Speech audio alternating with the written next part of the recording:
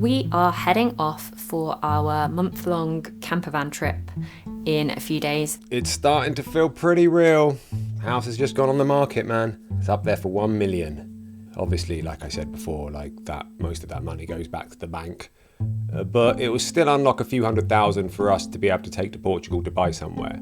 Once everyone takes out their cut, I reckon we'll be left with anywhere between £300,000 to £350,000, which will be about hopefully around 400,000 euros once you've converted it, which will get us somewhere in Portugal quite nice, I think. Well, it really depends. Like, the closer you go to the coast, the more expensive and the smaller it is. And then the further you go inland, the bigger and, nicer it is. But then you're further inland, you're not near the coast. So it's all a compromise.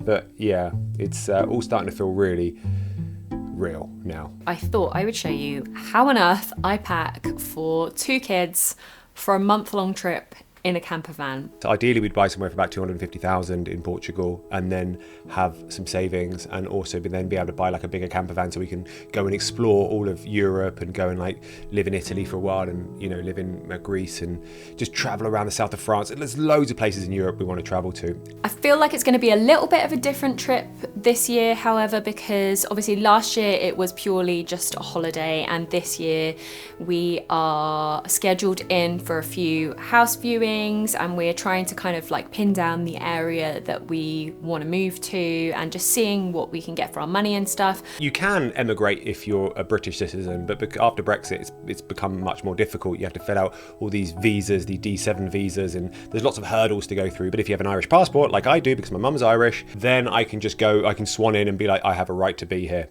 And then because I've got a right to be there, obviously so does my family. So that makes everything a lot easier for us. We are very lucky and very fortunate that I can get an Irish passport. And before anyone types in the comments, oh, Steph voted for Brexit, I didn't vote for Brexit, you bellend. There is a part of me that is like, is this the right move to make? Because it feels really big and overwhelming and scary. Anyway, we got to go and get something, because I came up with this genius idea. I think you're going to love it, but we've got to go and get it. So I'll explain in a sec. Let's just go and get it. I don't know. I've been really anxious about it the last month or so, because it's like we're on this weird cusp of something huge that is about to happen, and it's like we're in this limbo period where we know there's going to be a huge change, a huge lifestyle change, culture change. Sometimes I struggle with change, so I have to keep reminding myself that we're making this change so that we can have that lifestyle change, so that we can have those slow days, so that we get to spend more time with our children, so that we get to be outside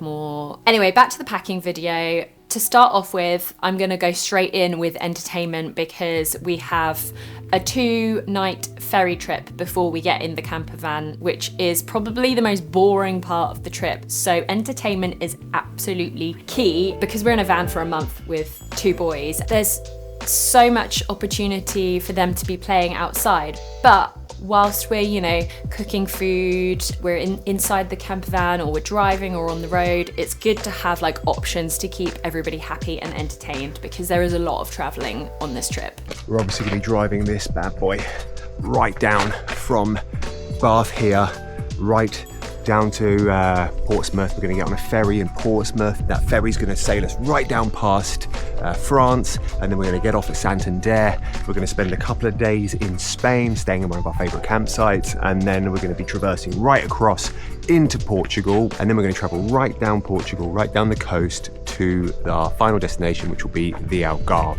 And on the way down, we're going to be checking out a bunch of properties with the view to hopefully find one that sparks enough joy that we're going to want to put a deposit down on it. I'm going to start with an app called reading.com, who are actually very kindly sponsoring this video. Reading.com is an app for parents to use with their kids, and it teaches your kids how to read in 99 lessons.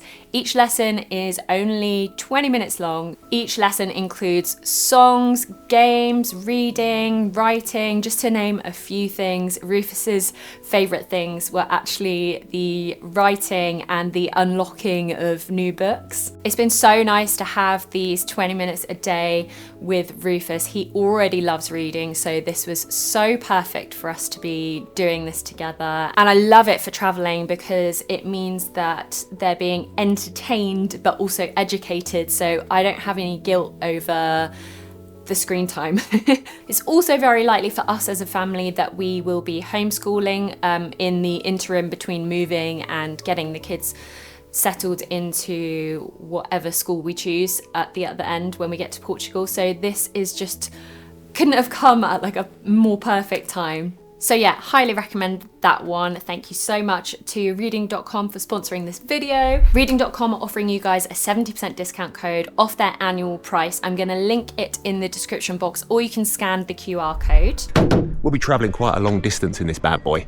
It's going to be about a 4,000 mile round trip or thereabouts. And that got me thinking. That's them. Those ones there. Amazing, yeah. What if I could turn our camper van into something more than just a mode of transport and somewhere to live? This is going to be our transportation, it's going to be our house for a month, but it can also be our billboard. Look at that.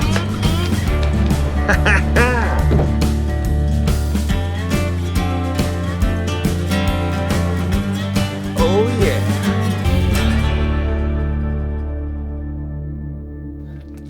I love it, man. They're great if you want to take them to like little holiday dinners, or if you're just, you know, sat around the campsite, or if you just want to do one before bed.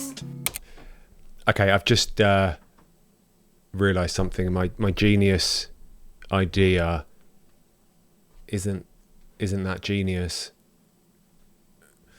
We're driving through Portugal where everybody speaks Portuguese because they're from Portugal, and blackout cards sell games printed in English, not Portuguese. I have a few games that we're bringing with us. So that was the first one, Harry Potter Dobble. This is just a really nice, easy poolside game, and I like that it's in a little tin so you can just chuck it in your bag. We have Bananagrams, which Rufus loves. I'm sure we'll probably not make it home with all pieces.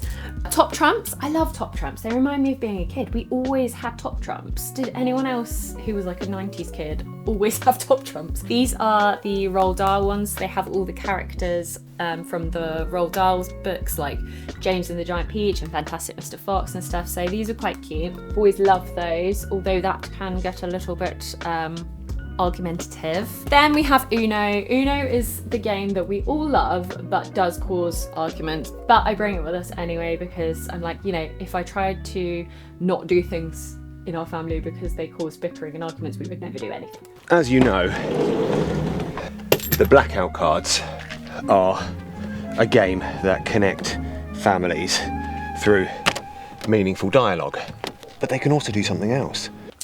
This could be more than just a game that connects families through meaningful dialogue. This can also be a game which teaches Portuguese people how to speak English.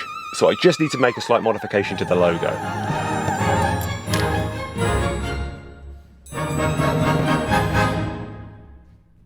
I have paperback books for the kids while we're on the ferry because I am planning on doing like a book club with them where we all take a book and we spend at least a couple of hours together reading. So they've chosen their own books.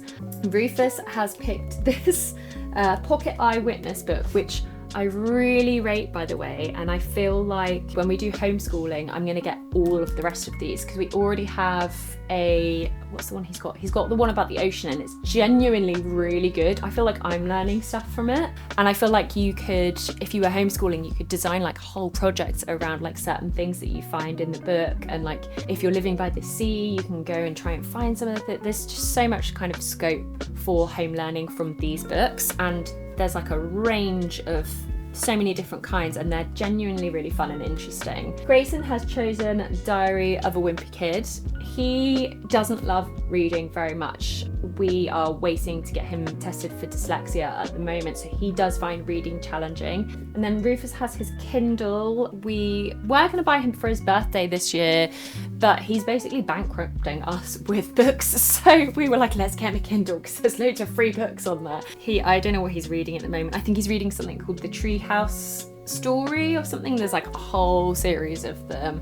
Also along the lines of like learning and stories, we have the Yoto mini player, and this is the little bag that it comes in. They very kindly sent this to to us because they knew we were going away, and we love the one that we have at home, but it's a little bit big to bring in a camper van. This is the player in here, and these are the wireless headphones, and then some of our cards are here. You can get like educational ones, you can get stories, you can get meditations, music. So there's a whole range of stuff that we're bringing with us, from like horrible history, like educational stuff. You can get we've got maps of the world, we've got some Roald Dahl books, we've got some Queen music, and we have 2 pairs of headphones for the boys because you can daisy chain the headphones so they can both listen to it, which we're hoping is going to be like a little bit of a lifesaver when we've got a big drive, because they can both be listening to something and then we can listen to what we want to listen to in the car. Then I have a frisbee, which is definitely going to cause some drama. That is my entertainment section over. I'm hoping that that's going to be enough, and I just figure, you know, anything else we need or we see, we can always pick up, but the space is so limited, so I feel like I've chosen well. Hopefully there'll be no dramas this year because last year we did have a nice big drama in the middle, so I'm kind of praying for no dramatic events or injuries or anything like that. But I feel like we're really well prepared, and you know, last year I don't think we'd ever been happier as a family than we were living in a tiny little transit van with hardly anything, and just being together and not being distracted, and just enjoying each other and enjoying seeing new places and learning about the world and each other. And it was just, yeah, it was amazing. So I am trying not to get like super high expectations on this year, but I secretly have super high expectations on this year. I just want to say thank you again so much to reading.com for sponsoring this video. I highly recommend the app to those of you with kids. A reminder that I will pop the link in the description below. It's 70% off the annual fee. And I guess I will see you all probably when we're in Portugal now. Bye.